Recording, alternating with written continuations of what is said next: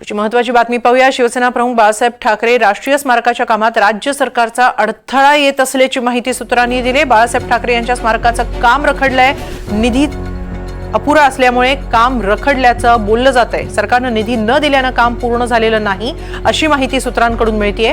शिवसेना प्रमुख बाळासाहेब ठाकरे राष्ट्रीय स्मारकाच्या कामात राज्य सरकारकडून योग्य पूर्ण निधी दिला गेलेला नाही आणि त्यामुळे हे काम रखडल्याचं बोललं जातंय। आपण याबाबत अधिक माहिती घेऊया आमचे प्रतिनिधी देवेंद्र कोल्हटकर यांच्याकडून। देवेंद्र, बाळासाहेब ठाकरे राष्ट्रीय स्मारकाचं काम रखडलं आणि यात मोठा अडथळा राज्य सरकारकडून निधी न मिळाल्याचं बोललं जातंय, काय नेमकं कारण आहे?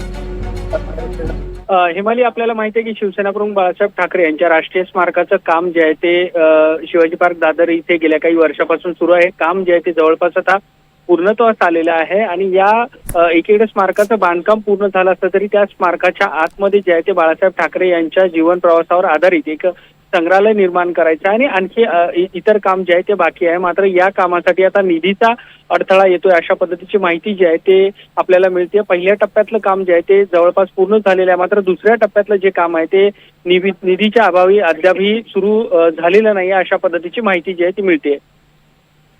धन्यवाद देवेंद्र, आपण दिलेल्या माहितीबद्दल।